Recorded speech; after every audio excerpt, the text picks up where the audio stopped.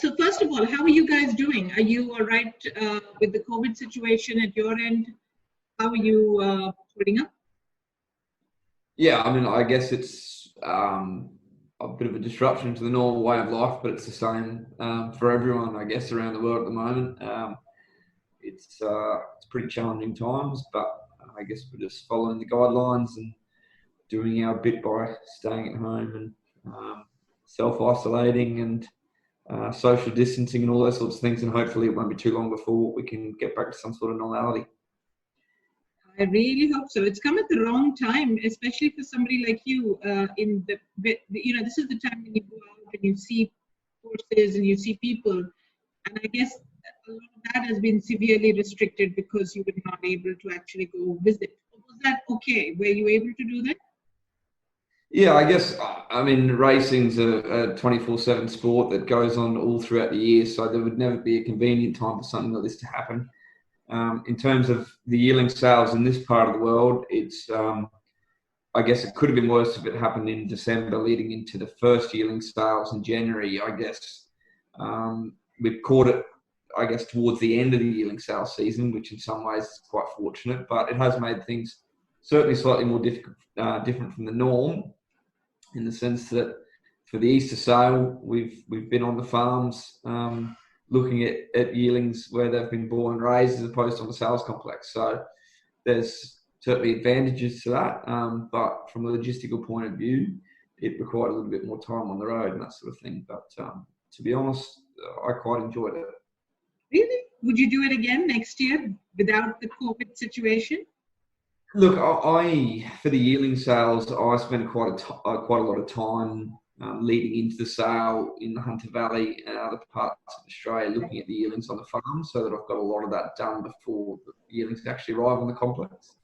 So it wasn't too different from that point of view, I guess. Yeah. In a lot of ways, it meant for the Easter sale in particular that I was probably a little bit more organised ahead of time, where I'd done my first inspections and my second inspections a week before the sale started, whereas normally the yearlings arrive in the complex about a week before the sale, and you've got a week leading in where you're looking at everything.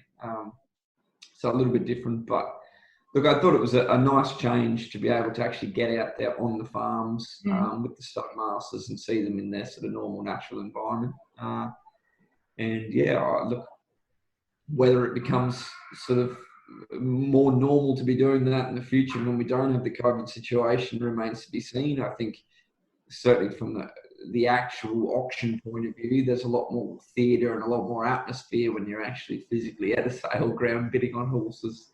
But full credit to Inglis, they did an amazing job in holding a sale under the circumstances that they did. They had incredible technology that made it easy and seamless to be able to bid online, which I guess gave everyone the confidence for that sale in particular. Right. Now, did you think that the prices that the horses, the prices that the horses sold at would have been higher if they were physically at the complex?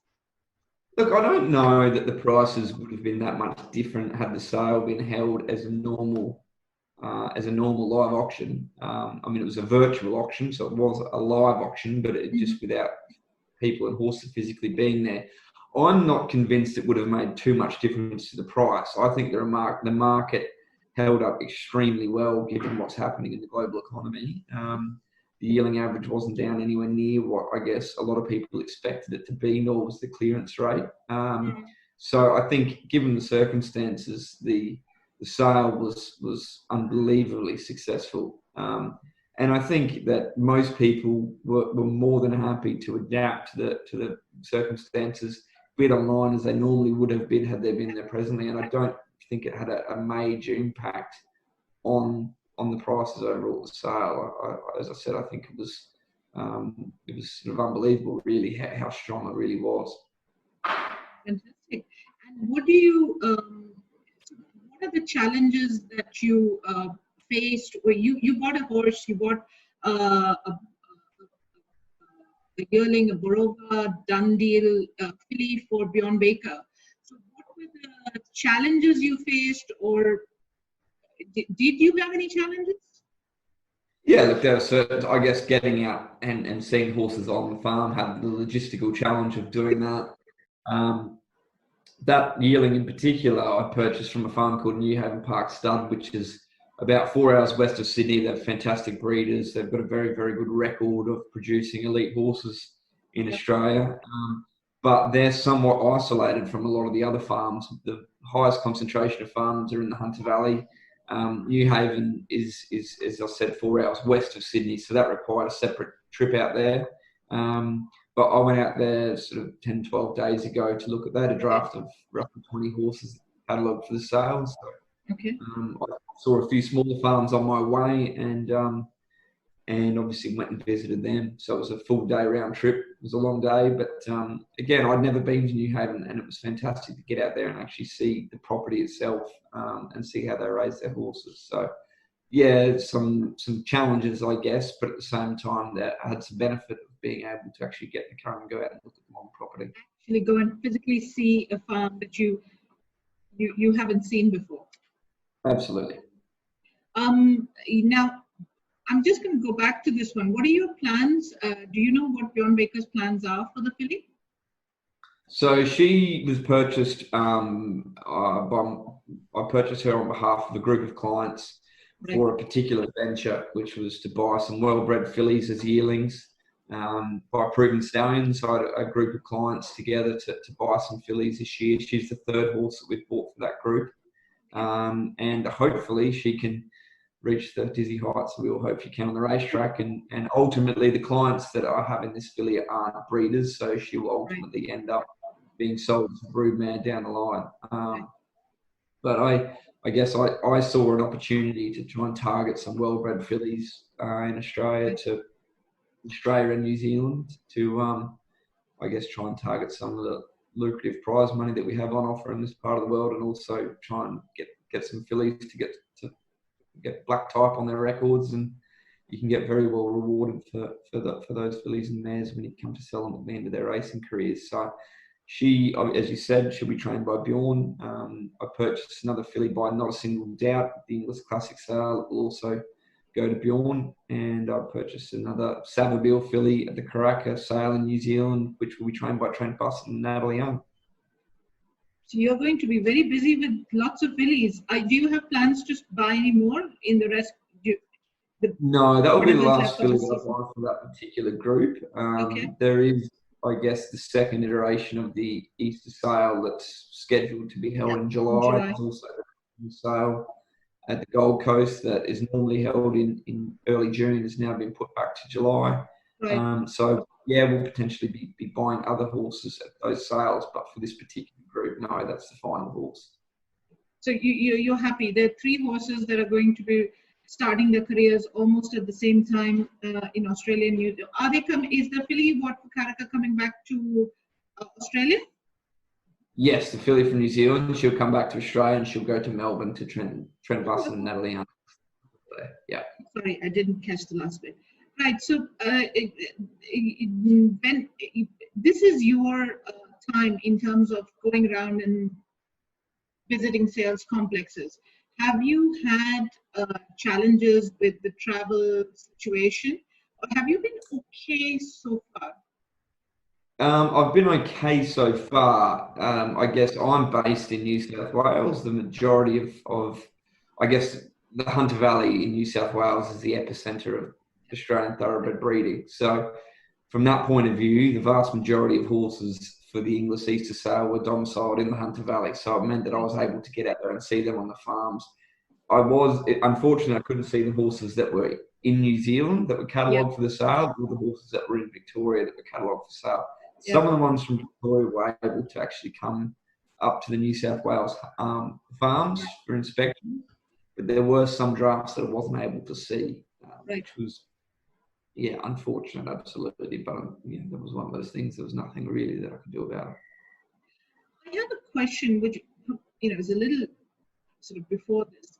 Do you feel? Did you get Did you get the impression, or as a bloodstock agent yourself, that if the horse wasn't seen, people went bidding for it? Sorry, I just missed you there. the question I have is, if the horse wasn't seen, did you get the impression that if the horse wasn't seen, or in your case personally, if the horse isn't seen, you wouldn't bid for it? Yeah, look, there was certainly an element of that where there were horses in some parts of the world, the New Zealand horses in particular, that there weren't many people able to see those horses. I guess the one thing that I thought was amazing for this sale is that everyone, whether it was bloodstock agents or stud farm masters or vets or whoever it was, were very, very open and willing to share information about the horses that they had seen and any of the insights that they could provide. I actually bought another horse in the sale, a Savabeel, also for Bjorn Baker, one of his clients, that I wasn't able to physically see. The video footage of her was fantastic, very good photos, a vet report, obviously x-rays were lodged online, but I was able to call another bloodstock agent in New Zealand, a very reputable bloodstock agent called Bruce Perry, who's had some very good success buying fillies like that, and he gave me a very honest appraisal of her as a type. So it meant I could still bid on her with confidence. And I had people call me to ask me my opinion on certain horses in the sale that they weren't able to see. So I guess it was it's a very small, it's a very small group of people anywhere in the world that go to a horse auction. But in Australia and New Zealand, you see the same people at each sale, and everyone gets on very well. So it's a matter of picking up the phone and using your contacts and your network to get as much information as you could, so that you could do the due diligence and give yourself the confidence to be able to bid and buy. No, it sounds like it was a good experience, because you shared information, somebody else shared information with you, and you were able to collaborate where you weren't able to physically go and view the horse, in this case, filly. Yeah, sorry, it just cut out there towards the end. But sorry, I was going to say, I apologize. I think it's my connection that causes a delay. There's a slight time delay. What I was saying is that I think there was a good opportunity for collaboration between the industry professionals. People were able to talk to each other, and it sounds like where they were not able to go, they were able to speak to somebody who had been and got an honest response out of them, got an honest feedback out of them. The industry helped each other out. Yeah, I guess it was the real test of that was for this sale, and amazingly we had people from all over the world bidding on horses and buying horses. I know that there were people from Ireland, from the UK, a lot of people from Hong Kong, even people from America that were physically unable to be here to see those horses themselves in the flesh, but they were able to call on people that they know and trust and have worked with in the past. And it was a real case of everyone being willing to share their information to, I guess, give everyone the best opportunity that they could to buy the horses that they wanted. Fantastic. Now, finally, what's the kind of message you want to convey to the rest of the thoroughbred industry at this time, given the situation we're in? Look, I think it's obviously a challenging time for everyone and for industries, all over the world. Racing's not immune to it. We've been very fortunate in this part of the world that racing's been able to continue so far, and I know that's not the case in other parts of the world, but racing and everyone that's involved in it professionally or socially, it's, as I said earlier, it's a small group of people. Everyone's very close, and I guess it's a matter of sticking tough and sticking solid. And I think that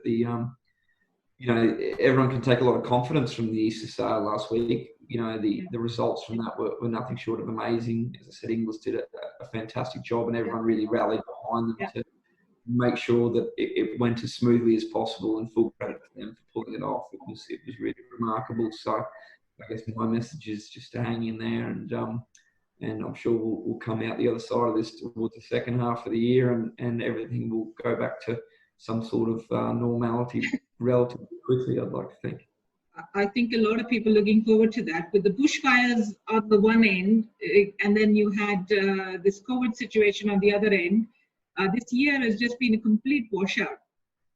Absolutely, yeah. I mean, breeders not just horse breeders, but people in agriculture from Australia all over the country have really had a very tough time with drought, bushfires, and now something like this happening. So I think it's proven that so far we can survive most things that are thrown at us. So I think if you stick in there, then the future is going to be very bright. Fair enough. Thank you very much. It was an absolute pleasure talking to you. No problem at all. Thanks for your time.